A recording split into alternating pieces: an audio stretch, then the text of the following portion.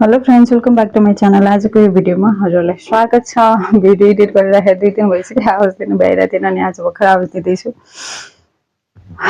कतिजना हुन्छ गुन्द्रुक मन नपर्ने? मलाई जहाँसम्म लाग्छ बिरलै हुनुहुन्छ होला। मेरो पनि फेभरेट तरकारी हो, मेरो बच्चादेखिको मनपर्ने तरकारी गुन्द्रुक।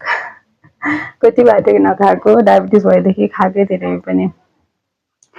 अनि अस्ति म भाटामा गएको थिएँ अनि मम्मीसँग गुन्द्रुक लिएर आएको थिएँ क्या, नयाँ गुन्द्रुक बन्नु भएको रहेछ, सुकिसकेको थियो सुक्न चाहिँ। अनि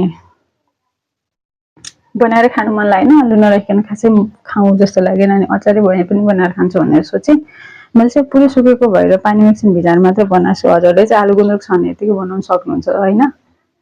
अनि मैले कसरी बनाएँ भन्ने रेसिपी पुरै भिडियो देखाइदिएको छु, सकेसम्म सबै देखाएको छु अनि पुरै भिडियो हेर्नु होला। अनि आज चाहिँ मान्छेहरू के कस्तो धेरै डिमोटिभेट हुन्छ नि त मान्छेहरू है। अनि मैले यो यस्तो फिल गरेर यस्तो धेरै विकेस्ट मैले कहिले पनि फिल गरेको थिइनँ क्या।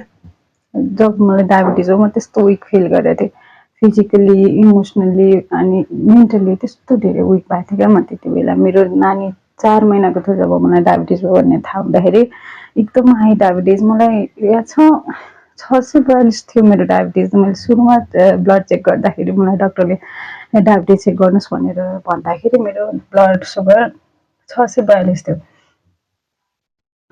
अनि त्यति बेला मलाई आफ्नो वेट पनि घटाउनु थियो, वेट एकदम धेरै हाई भएको थियो मेरो, 80-85 भएको थियो, एकदम पातलो खालको मान्छे म है। अनि मलाई आफ्नो छोरीलाई दुध पनि खुवाउनु थियो, 4 महिनाको बच्चा थियो, उसलाई सोलेर स्टार्ट गर्नु भएको छैन, उसलाई दुध पनि खुवाउनु थियो, मलाई आफ्नो वेट पनि घटाउनु थियो, डायबिटिज पनि घटाउनु थियो, कति धेरै प्रेसर थियो, कस्तो धेरै विक भएको थिएँ म त्यति बेला है। अनि मेरो आसपासको जुन मलाई चिन्ने आन्टीहरू, मेरो छरछिमेकी आन्टीहरू जो हुनुहुन्थ्यो क्या, उनीहरूले अनि मैले त वेट घटाउँदै जाँदाखेरि एकदम अलिक वेट घट्दै गएको थियो नि त। अब एक मोटाको मान्छे अब वेट घट्दै जाँदा उनीहरूलाई त्यस्तो लागे पनि हुनसक्छ, तर म पहिलाकोदेखि पातलो, मलाई चाहिँ त्यस्तो फिल भएको थियो म एकदम धेरै पातलो भयो भनेर। अनि त्यो आन्टीहरू मलाई जहिले भन्नुहुन्थ्यो कस्तो धेरै दुब्लाएको न, कस्तो धेरै दुब्लाएको। यति धेरै डिमोटिभेट हुन्थेँ म त्यति बेला है, कस्तो आफूलाई हेर्नलाई पनि कस्तो झ्याउ लाग्थ्यो क्या। अनि एक दिन त मैले एउटा आन्टीलाई भनेको क्या, हजुरलाई थाहा छ मलाई यस्तो भएको छ भने मैले वेट घटाउनै पर्ने भएर भयो, हजुर यस्तो नभन्नु, मलाई एकदम धेरै चिन्ता लाग्छ कि हजुरले यस्तो हुनुभयो भनेर। त्यति बेला कस्तो नराम्रो फिल हुन्छ क्या, मान्छेहरू नबुझ्दा या फेरि बुझेर पनि बुझ्दाखेरि है। यो चाहिँ मेरो कुरामा मात्र भनेन क्या, चाहे स्टुडेन्ट्स हो चाहे कोही पनि हो, डिमोटिभेट गर्ने मान्छेहरू त कति धेरै पाउँछ कि पाउँछ। त्यही भएर मलाई चाहिँ खासै वास्तै गर्नु मन लाग्दैन क्या मान्छेहरूको, त्यही भएर म अरूको कुरा सुन्दिनँ।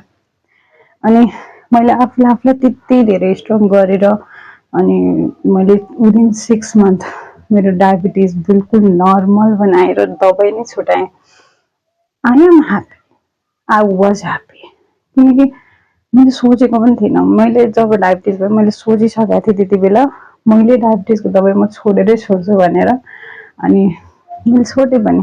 त्यही भएर आफूलाई अलिकति स्ट्रङ गऱ्यो भने अरूले जे भने पनि फरक पर्दो रहेछ भन्ने कुरा चाहिँ मैले बुझेँ कि त्यति बेला।